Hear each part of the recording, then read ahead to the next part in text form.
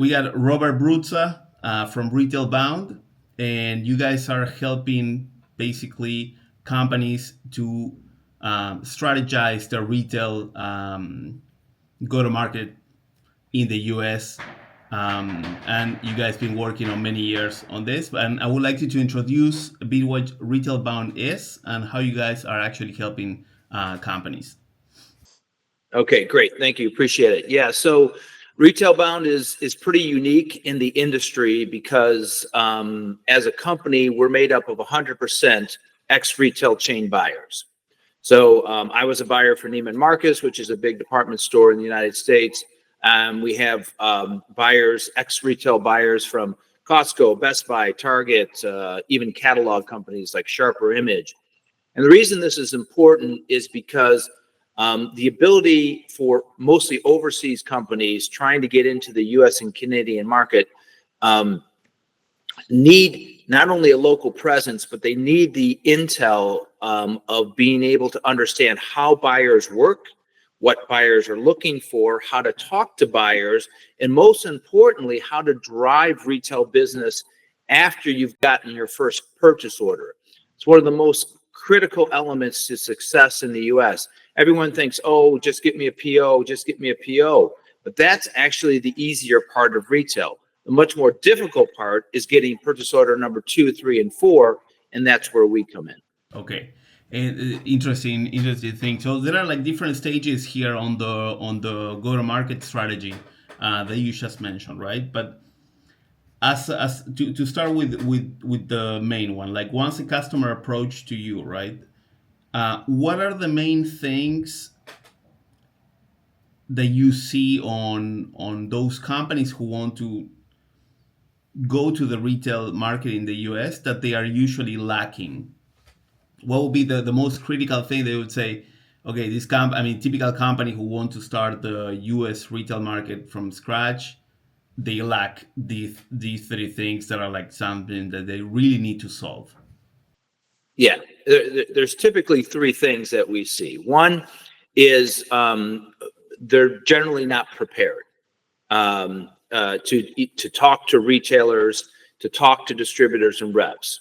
Okay, they've been online, they've been doing well online, they might even be selling to retailers overseas, but they don't have their information, pricing, margin, discount structure, packaging, compliance. All of those elements typically are not as buttoned up as they should be for the US retail market. And this impedes their ability to have constructive conversations. They'll get a meeting with their distributor, and then the meeting will fall apart because they're not prepared to answer questions, and retailers and distributors got to move on. So preparedness is one thing that we typically come across. No matter how prepared you think you are because you're online or Amazon, it's a different story when we're talking about retail, number one. The second is the ability to have a local U.S. presence.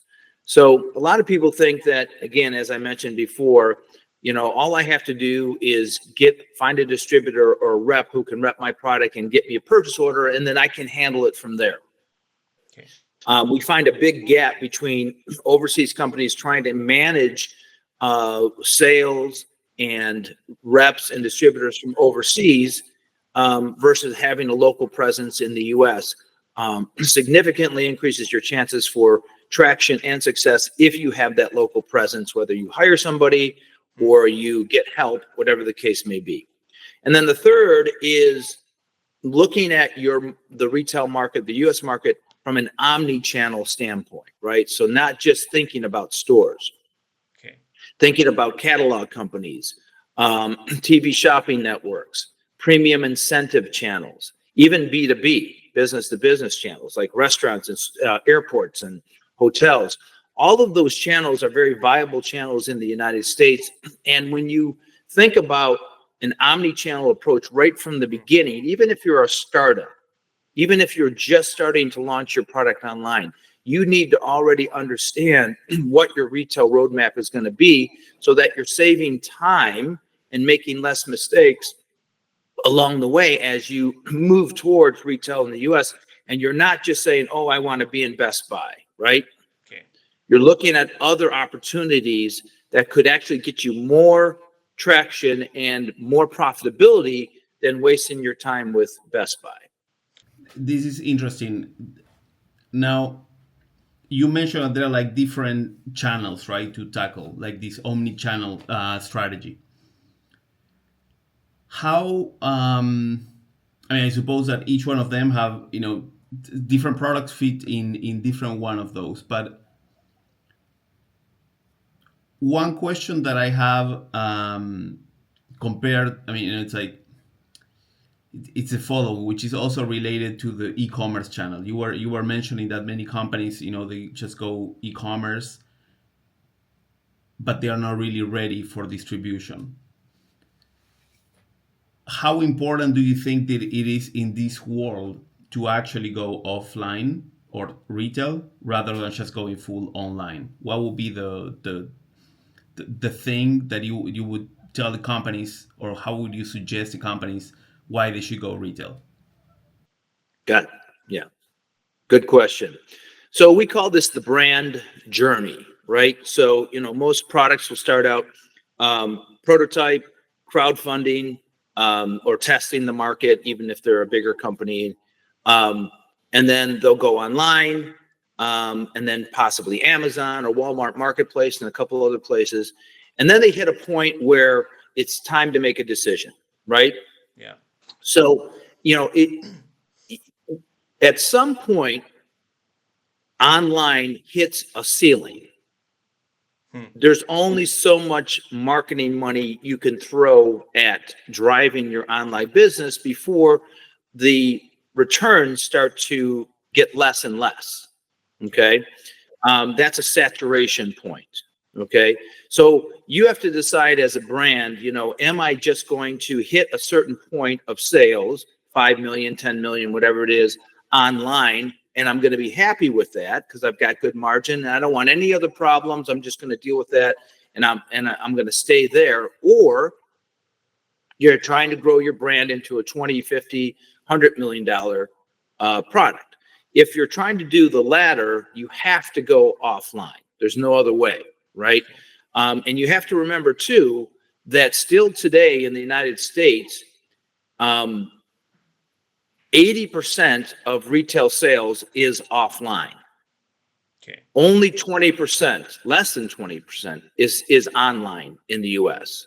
So offline channels still represent the largest percentage of sales opportunities for brands. And it's something you're going to have to, get to at some point. And you're better off planning for that early in your development rather than later. When you include this 80%, you are mentioning all the aspects or all the possible consumer products like Walmart, supermarkets, small shops, the whole thing. Yes. So we're talking about what we call big box retailers. We're talking about specialty store retailers, which can be a strategy unto itself. We're talking about catalog companies. We're talking about TV shopping networks. We're talking about the premium incentive channel. Premium incentive channel in the US is a $40 billion industry. This is where you sell product to people who offer products for rewards and points. Like if you travel or you spend money, you can redeem your points for cool products. It's a big market. Yes. So very interesting. So that includes all those channels. Yes. Now, it's like, I mean, all these channels through many years, right? You've probably seen some who are still, some who might be growing, some like I think this one that you just described just now. I mean, my first impression would say that it's a market that usually been growing through the years through the internet because you have a lot of airline change points, loyalty cards, makes it really easy. Maybe some others like TV. I don't know. It's just like I'm kind of guessing that maybe TV advertisement or TV shopping maybe on decline just because of the TV itself.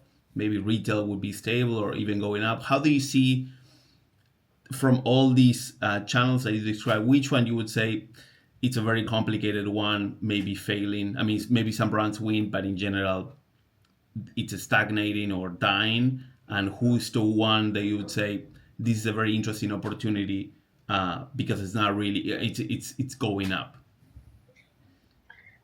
Yeah, good question. I know Generally it's tricky. I speaking, know it's tricky, but I mean, like first sight. yeah, well, here's another way to think about it. So, all of the categories that I mentioned are growing. Okay.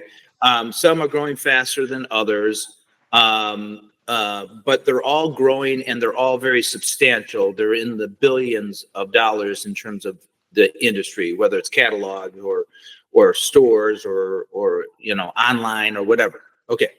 So it isn't so much saying, okay, this is the hot market and I want to get into, and this is really critical. It's what we call retail alignment, right? So one of the most critical elements to success in retail, for especially for overseas brands, is what we call retail alignment, right? Okay. Every brand is not right for every retailer. And even more so, you may think you've got a great consumer electronic product, right? A robot or something like that that's really cool. And you may think, oh, Best Buy would be a great fit for your product. Yeah. That may not be the case. It could be a good vertical for robot toys, but given Best Buy's terms, given their ability to support your product and all kinds of other variables, it could be actually the worst partner for you, right? Yeah. Yeah. So critical to success in US is understanding where your product is aligned, not only with retailers, but with verticals, Okay. right? So you may have a product that is really, really good for TV shopping. Yeah. So that category, TV shopping, is growing, and it may not be growing as fast as some others, but it's a really good vertical for you. And you need to be aware of that and be able to focus on it, whether it's the hottest trend or not. You're still going to sell a lot of product there, right? Yeah. And Yeah. and vice versa, right? So you can and there's other verticals. So it's finding the right retailer in the right vertical can increase your chance for retail success by 60% Yeah. Yeah. Yeah. versus going after the wrong vertical and the wrong retailer. Now, this is I mean, you probably heard many companies, or at least I hear from many Chinese companies when you ask them who's your customer, they say everybody, right? Um, Right. I don't, maybe happen in many countries, but a lot of Chinese companies who are coming from maybe industrial backgrounds, they have less branding and less segmentation, and they would say like, everybody. It's more like, okay, whoever gives me a buck, he's a customer. Right. Um, Right. and you describe all these opportunities that some products are really good for some retailers or some channels, and some others are not. Usually, Right. when you approach this, what's the sequence that you usually suggest? Like when you have this problem that um, because there are many things that I imagine that you need to align. I mean, it's not only the vertical, the type of product, but also the pricing, also the terms conditions, and all these situations from each one of the channels because you've been working with them. You suggest to actually start with, let's say you have like 10 different channels that you can offer one specific product. You say, okay, we're going to start first with one, or you would tackle all of them at the same time because you want them to locate them as soon as possible in these markets, or you go one by one. To how would you suggest that companies should actually go? Good question. So our goal is not to get you a purchase order, it's to build your business in the United States Okay. long term in retail. Okay. Reps and distributors will, get you a purchase order, but Yeah. they also represent hundreds, if not thousands of products. And you could be waiting a long time depending on, how well they like your product or are able to sell your product. Reps and distributors are awesome. They're great. We work with a lot of them in the United States. We have a network of over 200 reps 50 distributors that we work with on a weekly basis. So they're great, but they're a tool, not a solution. So what brands need to think about is, yes, you need reps and distributors, of course, but you should already know who you want to sell to, right? And where you want to sell your product before you go into the process, because you don't want just any distributor or any rep. You want to know who exactly you're going after. So that retail alignment from the beginning is important. And what ends up happening is, the way we help companies manage their transition to retail is we look at all the channels at once, right from the very beginning, because we're looking for, I don't care if they're selling a catalog company or they're TV shopping or a store, there's only certain retailers that are going to be a fit for you based on margin and return policy and customer support. Okay. So it's important that we do two things. One, we understand that I can sell your product across all these channels. I don't have to just do stores, and I don't have to do one at a time. I do them all simultaneously because I'm looking for the right fit across all channels. That's what's going to help increase your chance of success. Okay. And then the second thing is building those channels so that they complement each other, right? So we call this, we always say retail is a marathon, not a sprint, right? And you've got to be able to build up a story across retailers, across all of these channels that begin to tell a story that you can sell to bigger retailers. So a lot of times we'll recommend, let's go after some specialty stores on the East Coast or the West Coast. Let's get some PR to back up your awareness in those markets. And let's do really good at some big specialty stores, whether they're electronic stores or pool stores or whatever it is. And let's get that story solid where you're getting multiple purchase orders, your sales are growing, and that's going to become a lot easier than to sell to Best Buy or Target or whatever, versus just trying to go to Target right away and then having them turn you down because you don't have any traction and you don't have a story. Based on what you said, I have like a million different questions. I'm gonna try to. I'm gonna ask you for the following, okay? So I don't forget about this. One, it's about exclusivity, right? I mean, you mentioned different things, and I suppose, like one thing I'm going to ask you is about like how good it's for a company to sign some sort of exclusive deal or something in order to get apparent volume, right?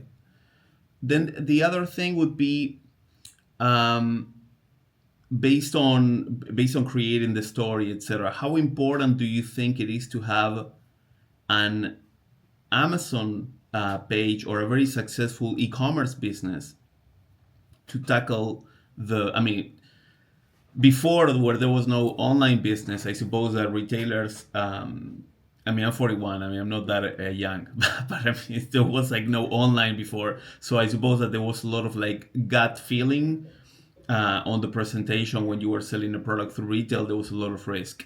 Nowadays, you could see is this product selling online or not selling online. How would that define, okay, the success to go in retail? And then the third one, it's actually something that maybe you heard before, which some companies who have an industrial background or OEM and they have a brand, if they are not very big, they might be inclined to say, "Oh, okay, we got this brand," but if they don't like it, we have OEM. What's the thing that you would say? I mean, what would you suggest to do towards these people? Would you suggest to get somebody to say, "Okay, we can offer this a brand, or we can offer them your OEM services," right? So the first one that I was saying was, once you are like talking to some distributors, is there any conflict sometimes that a retailer or a distributor would like to have exclusivity? I suppose that may happen at some point. Is that a good strategy, bad strategy? What are the pros and cons of like going exclusive just to, I suppose some companies, they just want to get that, that order. So they might be about to step into this exclusivity thing. What would that happen? Yeah, so good. Yeah, you talked about three things: OEM, and then trying to create your own brand, which we do see a lot of. Yeah. Do I do Amazon? Do I not do Amazon? Which is another factor, I think, Exactly. both in terms of retail as well as online traction, and then exclusivity. So again, backing up, the first thing, honestly, is you have to have U.S. presence. Okay, Yeah. you can't manage, you can't sell, you can't even hope to execute on a strategy, no matter how good that strategy is, if you're overseas and you're 12 hours difference and you have somewhat of a language barrier. Yeah. You're just shooting yourself in the foot, and it's going to take you 2 years versus 6 months to get in if you just had some local team in the U.S. working for you. So that's number one. That's critical. The second thing is, understanding where you want to position your product, right? So we talked about, I can sell to everybody, right? So a good example is you see a lot of these robot pool cleaners, right? Yes. And lawn, cut your lawn, right? So that's a big trend, and there's a lot of them out there. So it's got it's very competitive just in the last 2 years, okay? Yeah. So that's an example of saying, look, based on your price point, based on your margin, based on your product's features, you need to truly understand who's a good fit for you and who's not a good fit for you in order to save time and money, because you're going to waste a lot of time trying to sell your lawnmower or your robot pool cleaner to everybody. It's not going to happen. There's too much competition, and you're just going to waste a lot of time. You got to understand that my particular pool cleaner is really good for people who clean pools, professionals, versus the average user, right? Or mine is really good for warm climates versus northern climates that close their pool, and whatever the case may be. And position your product to a niche, and then find the retail channels, whether they be stores or catalogs or TV shopping, to address that niche, right? Yeah. Now, when it comes to exclusivity, exclusivity doesn't come up as much as you would think. Okay. Retailers are not necessarily saying, we want exclusive. If you've got some really, truly unique product, that is, then you might get somebody who want to lock you up, but that's a different conversation. Generally speaking, they're not looking for exclusivity. They really just want you to prove that you can sell. And then if your sales are going, then they may say, okay, we want to expand your line, but we want to prevent you from going into Lowe's or Home Depot, or whatever the case may be. That's a later conversation. So I wouldn't worry too much about that. OEMs who are creating their own brand is a big trend right now. And I think it's a good trend. Okay. The problem is they come from an OEM perspective, right? Which is generally just, low cost. They already have a built-in client, and they're not, they don't believe that they need help or support because their model has been an OEM model. It's a completely different model if you're going to go into your own product. It's a great model. You can make a lot more money, but you also have to spend more money on marketing. You have to spend more money on research, on retail help. And it's just not a matter of saying, get me a distributor and my problems will be solved. You still have to manage that distributor. That distributor is not going to hold your hand. They're not going to tell you what you're doing right or wrong. So you still have to get all that help to drive your sales. So that would be key. And then the last point is Amazon. Amazon is interesting. So we always like to talk to brands right when they're at that point of going online and thinking about Amazon. Okay, they've got their own Shopify website. That's when we want to talk to them, because going to Amazon may be the right move. It may not be the right move, depending on the product. Okay. Amazon is great, but it's very commoditized. Okay. It's you get lost very easy. You got to spend a lot of money to get any attention, and you can get knocked off pretty quickly. Right. So there's a lot of also me's that will start popping up once they see you on Amazon. If you're a higher price point product, if you're more of a unique, innovative product, I don't know if Amazon's the best move for you. Okay.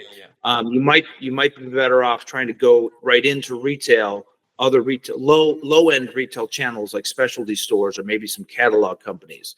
like Sharper Image or something like that. That might be better for your brand than Amazon. Do you think? I mean, based on the last point, and I also want to also add something about the OEM and the brand. Um, what I see, it's like many OEMs that they also have the OEM, right? I mean, they have the OEM and they also have the brand. I'm sorry, and they start doing this Amazon with their own brand with some, you know, small results, let's say, because they don't have like an e-commerce engineering behind. They don't have like the team of people that you need for e-commerce and the advertisement and all this logic that most of OEM from China they were. Even now, I mean, they usually get sales from Alibaba global sources, previous customers, etc. But they know that if you are not going there, they're going to progressively lose market of OEM towards other competitors. It's kind of like these companies who are maybe less than 100 people, less than 50. They need to do something about it. Now, maybe you probably heard of them. Some of them they are not really aware of branding and all these sort of things. Do you think they can actually build, like, just a logo, a packaging, and any retailer would, you know or any of these specialized shops would actually be interested in buying these? I mean, sometimes you see some products that are being bought by small distributors. I mean, do you see like a valid strategy is going to like these small retailers, not very sophisticated packaging? Like sometimes I see companies that they don't have great packaging and they still sell to some stores, and it's kind of like, how would you, maybe they cannot go to Walmart, they cannot go to Costco or Target, but they can still kind of like try to get an offline only strategy. Do you think this is happening, or do you think like now companies would like to see you first online and then buy these type of things?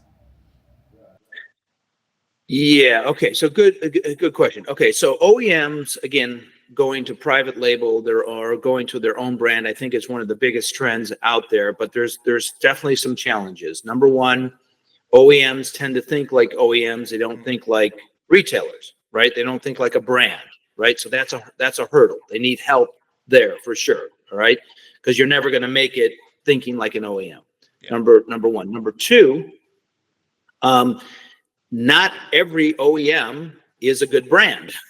So, if you don't have innovation in your product, if it's just another Bluetooth speaker, or it's an iPhone case or whatever, yeah, you might have made this for Samsung, but nobody's going to buy your product that is a no-name product that is just a Bluetooth speaker, right? Yeah. You're going to have to go very low, and you're going to end up selling to the bottom of the retail market, and it's not going to have a very long life, right? You're going to be, eventually you'll be in and out, and that'll be the end of it. So you have to be innovative with your product. That's the only thing that makes sense for you to create your own brand. Yeah. Okay, because it's very competitive out there, and there's a lot of other companies that spend a lot more money than you spend on building up their name, right? You have to, if you're going to go and create a brand, you have to spend money building up the brand. And then you have to have a U.S. presence. You can't manage it from China or Korea or Australia or Germany, right? Yeah. You've got to be in the U.S. market, managing it as a brand, as a real brand. And that's how you're going to get success. And then trying to get to, you'll have to establish an online presence. And it's really up to you as how big you want to build your brand. Again, if you're just comfortable selling on Amazon and you're doing enough business on Amazon and that's fine for you, then that may be all you're looking for. Yeah. But if you want to go to the next level, you're going to have to get into retail, and retail is going to put you through the process, right? I don't care what brand you are, right? And they're going to say, okay, what's your online traction? We're going to test you on our online site, right? So Best Buy online or Home Depot online or whatever it is. We're going to test you there first. You got to know then how to turn that into a store strategy to get into stores. And then once you're into stores, the most critical aspect is once you get a purchase order from Home Depot or Best Buy, whatever, that's just the very beginning, right? If you don't deliver that product, support that product, promote that product, drive business into the stores to buy your product, you're going to be out in 30 days, right? Because the buyer only cares about turn, margin, and sales. If you're not turning your product, if you're not helping them grow their margin or their top line sales, you're out. Now, this is okay. I actually have a question. Like, is there many contracts that like bring you the products back? I mean, like some reverse logistics. They are not selling. I mean, how are the contracts that they're doing? Like, I mean, sometimes some of them they will tell you, okay, if this product's not selling, you get the whole thing back and you pay us back, right? Yeah. One thing I don't understand is I do see a lot of overseas companies coming to trade shows, spending 30, 40, 50, $100,000 on a trade booth, trying to meet reps and distributors, right, for their private label brand or whatever the case may be. And then the reps and distributors that go to those trade shows are not the reps and distributors they're going to want. The reps and distributors they want don't go to the trade shows, okay? And the retailers don't go to the trade shows, right? The ones that show up are the ones that you probably don't want, okay? Those are the ones where you're going to get into trouble. And I just heard a story at CES when I was there. A product that was on Shark Tank did really well, got a lot of press. They ended up talking to a big retailer. They thought they had their, they had made it, right? Because they were going to buy all this product from them. And they didn't read the fine print. They didn't have help and support. And many of these retailers will have in their contracts, if you're not aware of it, all kinds of contingencies that will make you buy back your inventory if it's not selling, make you pay markdown dollars if they have to, if it's not selling. There's all kinds of gotchas that can put you out of business. And we always say, when they go to these trade shows, oh, I just talked with somebody from Costco. Oh, I just talked with somebody from Walmart. Oh, I just to run the other way. You're not ready for that. You're not ready for that. No, because they're okay. I understand that they're really, really big, and also I'm asking this question because something that happens with consumer products is like for the most part you usually buy one unit of the product,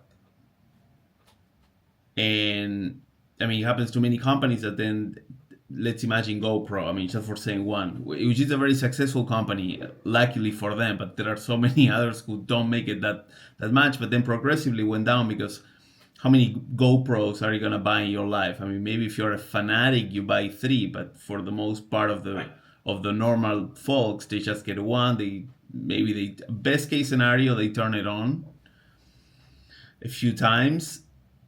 I think there are so many people who have been probably buying things on retail and they are like, okay, cool, I'll just open it later, which is never. But then reaching the next sale, it's a complicated thing to do. That's why I was asking you before about the exclusivity. Just the fact that once you start selling something and your competitor sells it, I mean that customer probably is lost already, because if they already bought the GoPro on Target and I'm Best Buy, I'm not gonna sell the GoPro to this guy anymore. But and that was the thing about the reverse engineering thing, because like if they're not selling, boom, they're gonna like send it back to you. Do you see how would you suggest, I mean based on all the things that you've seen in the world, like I mean should they focus on one product they should have already when they are talking to the retailer, some sort of strategy of a product line strategy that they will make it more like appealing to keep buying things from them? Because how frequently you see like, okay, product coming in and then okay, 30 days, 30 months, okay, the product's not hype anymore, bye bye. And how easy is to actually get in there? I mean, Yeah, no, that's a good question. So one of the first things we do when we're working with our clients is we create a buyer's deck. Okay. Okay. And the buyer's deck is basically your Bible, if you will, to retail strategy and success, right? Because it includes your pricing model, your discount structure, your margin, your terms, your retail alignment, everything about your product. But most importantly, and this is what we encourage, and this is kind of where we'll actually turn down people if they don't have this, is your product roadmap, right? So retailers, reps, distributors do not want to deal with a single SKU company, right? It's very difficult to sell just one SKU. They don't have the time or the inclination. So they're always looking for multiple SKUs, or at least a roadmap that shows you're going to come out with more products, because the time and money it takes to bring on and onboard a new brand Exactly. Yeah. isn't worth it if it's just a single product. Okay. Okay. So so those companies who you probably, this is a very interesting point, because I see a lot of, I mean, many companies don't have a family that align, like GoPro. They have many SKUs, the lenses, the GoPro, the stand, the blah blah blah. You probably heard a lot of these hardware, consumer hardware, that, and investors, or I suppose retailer, also ask about, like, okay, so what's the next product? It's like, oh, we have the app and blah blah blah. We have the app that will connect to this product, and then they can order the whatever from. Is that something that retailers like, or they just like, don't come to me with apps? I mean, just tell me physical things, right? Yeah, they don't want apps. I mean, they want to know how you're going to market your product to drive business into their stores. That's one of the biggest things too that a lot of consumer product brands don't fully understand, is that when you're selling to retailers, whether it's stores or catalog companies, TV shopping network, all they want to hear is how you're going to increase their business. They're not going to tell you, they're not going to sell your product. Okay, that's the biggest mistake they make. Oh, I'll get it in Best Buy, it'll sell itself. No. Best Buy doesn't want to hear that, right? They want to hear, how are you going to make Best Buy money, right? Yeah. How is your product going to make Best Buy money, not how Best Buy is going to make you money. This is a good point. They just provide the case where you're going to be selling the products, but you have to sell the products. We just provide the case. Yep. Just because you got a purchase order doesn't mean you're going to sell, right? You still have to drive the sales. You got to do in-store promotions, in-store education. You got to support it with marketing dollars. You have to drive the sales. Otherwise, you're going to be out. About this in-store education that you just point, is this like a must condition? I mean, how many companies are actually ready for like training? I'm talking like video. I think it's hard to actually get a stand. Like, I don't know how. I mean, depends on the retail, I guess, to have like a specific point of sale stand or something. But also, is that a must to train the workforce of the store? I mean, how's that, or they don't want to allocate time for the companies to train the employees, because sometimes you need a lot of employees. You probably, in some stores, you can train them directly, or otherwise, what would be the solution? Like a video, like a brochure? How do they want retailers to actually get the product knowledge throughout their workforce? Anytime you deal with a retailer, again, whether it's a store, a catalog company, TV shopping network, whatever, premium incentive, they're going to offer a variety of marketing opportunities. Okay. Some of them are free. Some of them you have to pay for. Some of them can include an in-store workshop education for consumers and for employees or employees. Some can include promotional opportunities to get an end cap at the front of the store. Some can include, we're going to have a focus day on product, and we want your product to be in that focus. It's going to be in our marketing material. Sometimes it's free, sometimes you have to pay, but you need to be aware of everything that retailer offers and be able to take advantage of as much as you can, recognizing that you can't pay for everything, so you got to be selective. But that is always part of driving awareness and traffic for your product. I mean, you got to fight for your product to be successful in the store. Yeah, it's I think most of the OEM, I mean, they probably understand about creating manuals and so on, but they for the most part, they're not really into um, offline promotion, retail promotion. How's it gonna be like making something like some of them? They are not really. I wouldn't say all of them, but even some new Kickstarter companies, they maybe they don't do like a proper plan on how are we going to engage our products with new consumers. How are we going to teach them how to use them? And it's a thing. You probably work with many Kickstarter companies or products that are coming like from CES type of companies. Even if they have a successful campaign, that'll be kind of like the wrap up question, because also some OEM and ODMs, they also are thinking about doing some sort of crowdfunding to start their brand. Sometimes with good results, but I think again, when they lack the branding aspect and the community creation aspect of a brand, maybe they reach to a certain level. Um, do you think retailers do really care? Are they actually looking for this type of products even before they've been launched, or they completely underestimate them until they don't have their retailer deck together and the product is done? Yeah, they're not looking that early. They're honestly, they're not really even looking till you've got decent online traction. Okay. And they won't even consider it. I mean, they go to CES sometimes, but it's not really the retail buyers. I mean, you may see Walmart and Best Buy at CES and some of these home shows, but it's usually the innovative department people or the online people.